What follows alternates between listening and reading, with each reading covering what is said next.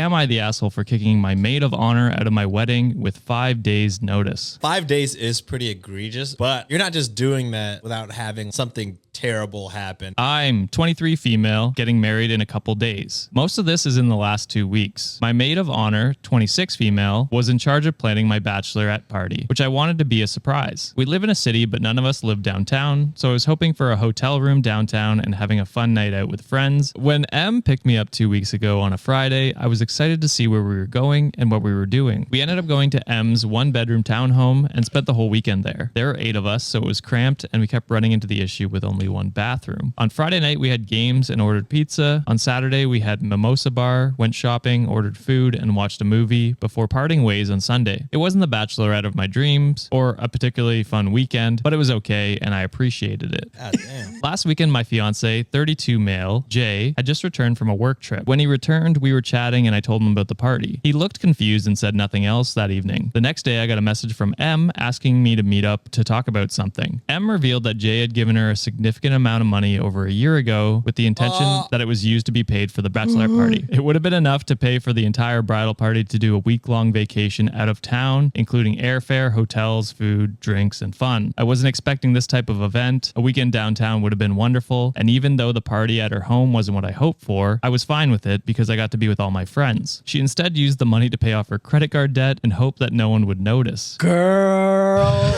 I told her I need some time to process and went home. After talking with Jay about it, I decided that the best action would be to remove her from the wedding. I came to this decision because I don't feel like I can trust her, and I don't want her standing there next to me at my wedding. I slept on it overnight and sent her a text saying this on Monday morning. Since then, I have been getting texts from her mom and boyfriend telling me how awful I am for doing this, and that I didn't need a big party, and M was able to financially benefit.